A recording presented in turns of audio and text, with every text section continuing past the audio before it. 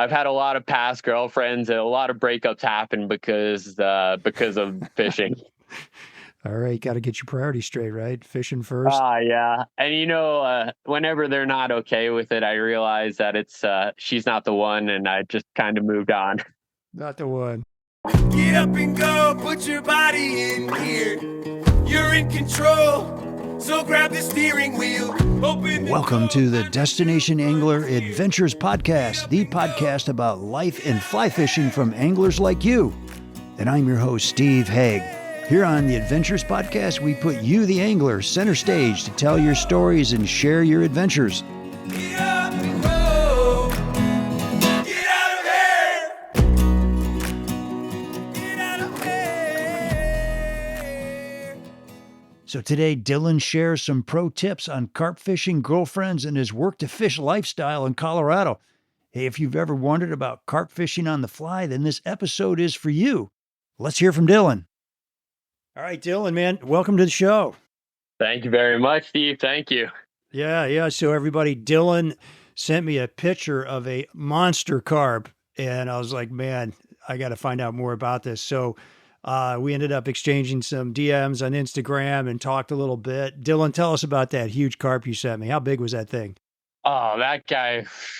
It was definitely pushing over 30 pounds, probably closer to 35, 40. For some reason out here, we have a little bit of a longer winter, I think, but the lakes out here, they have so much food. It allows the grass carp to just get monstrous. A lot of other places you go, you'll see grass carp and they're more streamlined and they don't eat as much. And out here, they're constantly eating and it gets them to world record size. That is definitely anything but a streamlined carp. That thing. Yeah. That thing's got a belly on it. Now, where do you live? I'm in the southwest corner of Colorado. You can really find grass carp out here. They're spread out. Some places kind of keep it a little close-lipped, and you kind of just got to get to a lake, and you're just surprised that there's even carp in there. But and even northern Colorado, I found it too.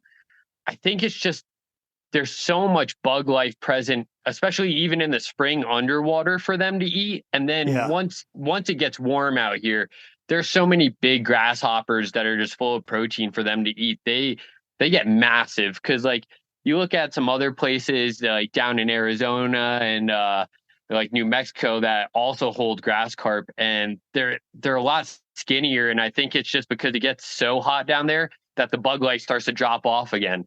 Yeah. All right. So you are in the middle of what I would call a trout mecca. You got a lot of trout fishing around you, yet you're chasing carp. What's up with that? Oh, yeah. The trout are great. They'll eat pretty much any fly and they're easy to trick. And there's a reason why I'm addicted to the grass carp, and because you could have the same conditions day after day, but one day all of them will want to eat. And then the next day, none of them will want to eat. And you're throwing the same thing in the same conditions. Yeah. There's no predictability to this fish. And that's why I think they're so addicting. Really? I've been in front of groups of 100 to 200 and sat there for hours and hours casting. And then all of a sudden one cast and I'm on one of the biggest carp I've ever caught. One of my bigger ones that I measured out up to 52 inches, I had been there casting into a pod of about 100 for 2 hours. And I had a few, they'll come up and mess with it, but they never committed to eating. And then just one horrible and I remember the cast too. It's hilarious. I can remember watching the grasshopper smack the water and me thinking to myself, oh, that was way too hard of a cast. I just scared those carp.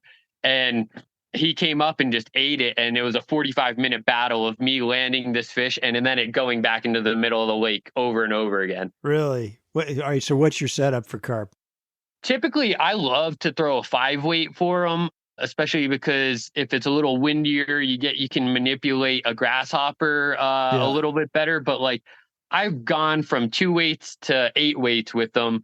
An 8-weight, you'll definitely feel a lot more comfortable fighting the fish, but like a 5-weight, the thing's about to break, and that's what I'm there for. I want my 5-weight to think it's about to break. You like that big bend then, huh? Oh, the challenge. Yeah. All right. Yeah, I've caught carp, not that big, but I've caught 10-pound carp on a 5 weight. And I kind of wish I had at least my 6 weight, Oh you know. yeah. Oh my gosh. All right. So what are the, in your mind, what are the keys to success? Give us some tips. There's a lot.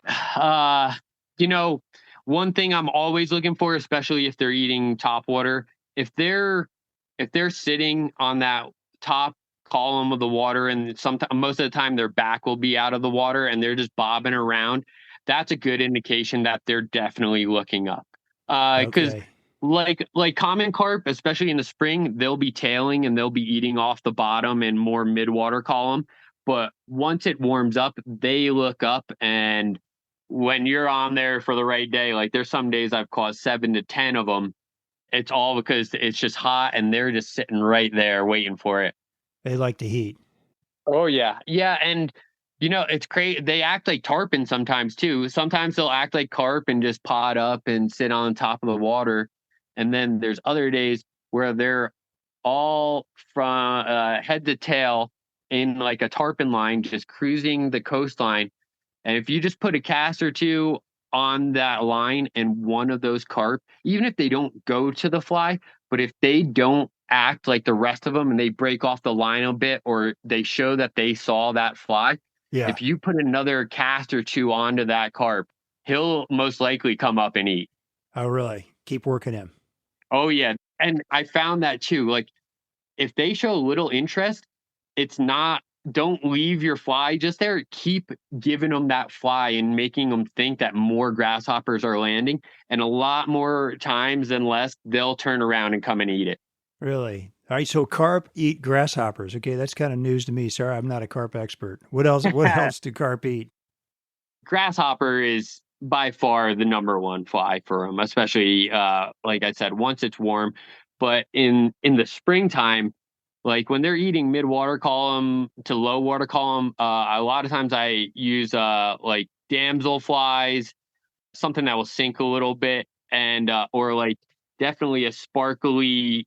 They definitely like the color green. I mean, they love grass. That's why they're grass carp. I found they'll eat other colors, but green, especially lime green, if you can sit like a balanced lime green leech in front of them, they'll eat it. Uh, it leeches too. Okay. Oh yeah, and I've had them right after ice off chase down black leeches while I was trout and bass fishing, and they'll chase it down and eat it once in a while. But that's such a rare occurrence. You just never know when it's going to happen. Okay. And you're in Southwest Colorado. What's your elevation down that way? We're about 7,000 feet over here. No kidding. So you're finding carp at 7,000 feet. How about that? Yeah, yeah. Wow. And they thrive out here. The grasshoppers, I mean, when it rains grasshoppers, you can just tell they start getting on it, and there'll be like a good week or two out here in the summer where they're everywhere in the lake and they're constantly coming up, and it's funny because you'll see them eat grasshoppers out in the lake regularly, but when you put the cast on them, they're so smart and finicky. They'll pull, if you have rubber legs on there, they won't eat the hook. They'll pull the rubber leg down. You'll see them swimming around with the fly sticking out of the front of their face. And the hook, you can't hook them. Like if you go to set, you're just pulling it out. Really? Oh my Oh, gosh. yeah. So they're kind of smart, huh? I'd like to say that they're smart. I don't know if they're smart or if they're weird or if they're just uncoordinated, but like you'll put a perfect cast on one and it'll come up full. It'll look like the entire orchestrated like cast to it going to eat, and it'll look like it's coming up to eat perfectly. It'll go right next to your fly, come up, eat the air, and just leave your fly there and go down and just act like nothing ever happened and just swims away. That's he's messing with you. I don't know if they're smart or if they just don't know what they're doing, but it is hilarious. You just have to laugh at that point because, like, I've had some where they'll come up, miss the fly 6 or 7 times, and then I'll put a cast on it and it'll eat it without a problem. Like how close do you have to cast to them to get them? And that's the tricky thing. You want to be 5 or 6 inches right in front of their face, but the cast has to be for the most part, when you want them to eat and it be like, when you want to feel like you had a good shot at a carp, the grasshopper has to land very subtly. If it splashes too hard, a lot of the times they are gone. You won't see that fish for the rest of the day. And that's another part of the unpredictability, because I've had 100 casts where I'm like, oh, that was way too hard of a cast. And sometimes they'll even start running away from the cast being too loud, and then they'll do a full hard circle and they'll come back and eat that fly like they were mad that it scared them. What was that thing? It's amazing. Yeah. But it's just so unpredictable. Like, you could have the best cast in the world or the worst cast in the world, and the eat is all dependent on them. Oh my gosh. All right. Dylan, how did you end up in Colorado? Because you're not from Colorado originally. Is that right? No, originally from New Jersey. Grew up on one of the most hidden bass lakes in New Jersey. And I had actually met a girl, and she wanted to ski somewhere and I wanted to fish somewhere, and Colorado just kind of has it all. I mean, that worked out. Here, yeah, out here you find anywhere blue on the map and it's pretty much got fish. Yeah. Then you still got the girlfriend? No. Did not. I reconnected with my high school sweetheart now, and now I'm teaching her how to fly fish. Is that right? Okay. There you go. She loves it. Oh, she got the bend right away. Her first fish on the fly was a big brookie in a place that doesn't really have brookies that often. So It was just hilarious. And now she's hooked. Oh my gosh. What do you do for a living, if you don't mind me asking?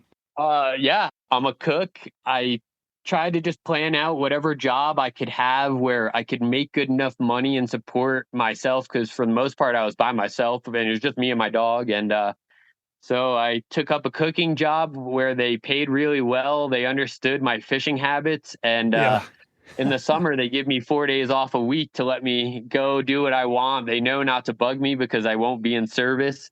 Man. And I was real fortunate that I found some people that really understood that I had a passion for the outdoors, and they just kind of let me run with it. So that came up in the interview, like, hey, I really like fishing. You guys got to make room for my fishing. Well, yeah, they had already known who I was, and they already knew my act, and they knew I'll put in the time and I'll work doubles so I can get my time off. I basically work to fish. Okay, is that right? Okay. Yeah. How's the new girlfriend feel about that? Oh, she loves it. She just loves that I have a hardcore passion into something. She's a super passionate person, so she's more understanding. And I think that's a good thing, because I've had a lot of past girlfriends and a lot of breakups happen because of fishing. All right, got to get your priorities straight, right? Fishing first. Yeah. And whenever they're not okay with it, I realize that it's she's not the one, and I just kind of moved on. Not the one. Yeah, Dylan, how did you get into fly fishing? What was going on in your life? Yeah, I grew up playing hockey my whole life.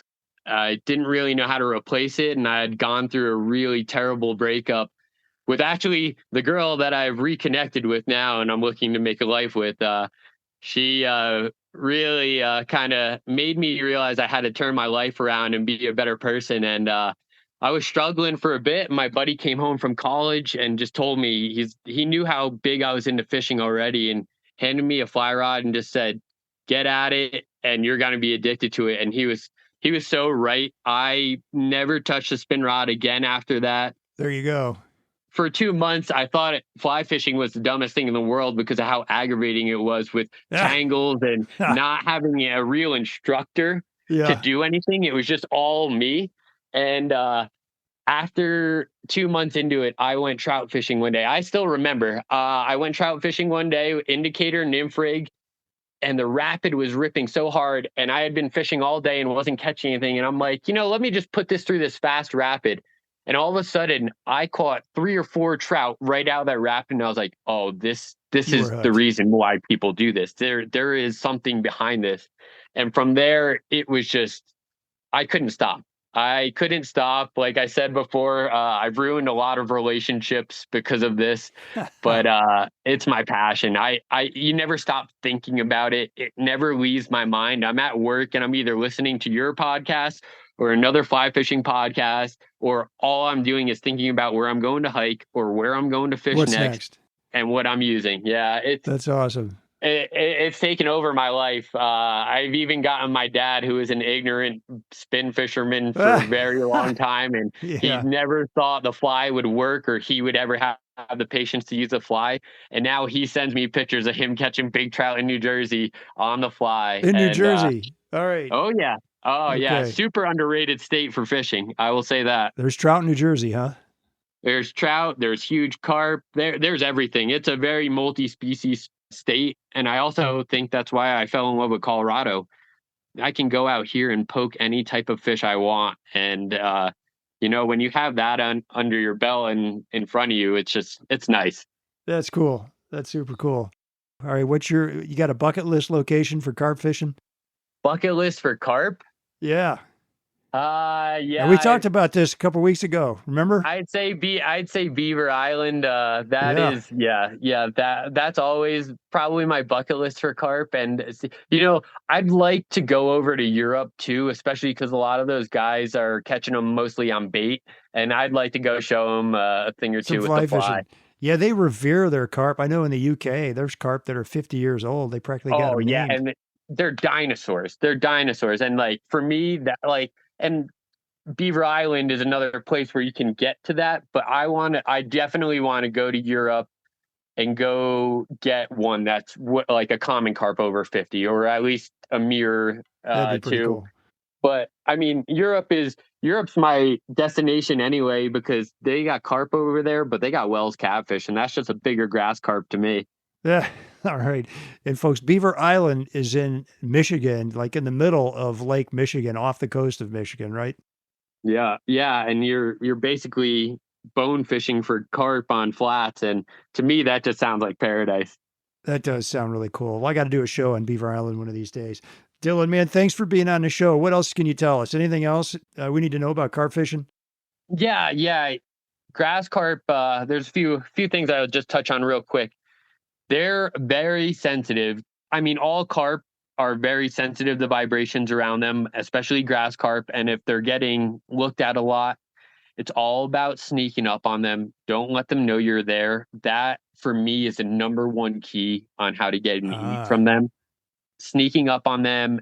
Also, for me, like matching the background definitely helps. Either if you have a big sky behind you wearing blue, or like a lot of times I'm in cattail, so I'm wearing green.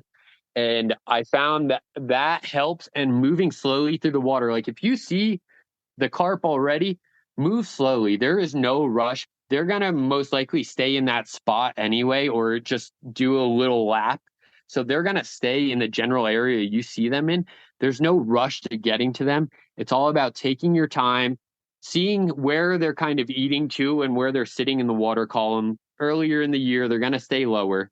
You're going to want to either throw some type of leech pattern or something along the woolly bugger pattern. But I've also, in the middle of winter, caught them off of giant streamers that were meant for bass. So they'll eat in the spring. They're a little pickier, a little weird. But once that warm time comes, like I said, just get a green grasshopper out there and put it in front of a bunch of them. And eventually you'll get one to eat. It took me a while. It took me a lot of trips going out there before I could even get my first eat. It's not easy. Cool. This is a fisherman's fish. This is something that you have to work at if you want to catch one. I've brought some of the best fly fishermen I've ever seen and hung out with to go catch a grass carp, and I'll catch one or two and they'll just be frustrated all day. You got to work. You have to put your work in. You got to work at them. You just inspired me to get my fly rod out tonight and go try to catch some carp in my neighborhood ponds here, because we've got a bunch of them. I'm going to try a grasshopper, I think. That's what I like to hear. Yeah, man. Dylan, thanks for being on the show. It was great having you. Steve, thank you. I'm about to strap my backpack on now and go hike into the mountains and hopefully go find a cutthroat or two. Man, I'm jealous. Have a good one. Thanks, Dylan. Thank you, sir. Thanks for listening to the Destination Angler Adventures podcast. I hope you enjoyed the adventure. Got an epic story you want to share on the podcast? Give me a shout on Instagram or email at shaig50@gmail.com. And if you like the show, please tell a buddy. And don't forget to hit that subscribe button to catch all the episodes coming your way. And our music is by Brothers Fountain, a great little band out of Colorado. Tight lines, everybody.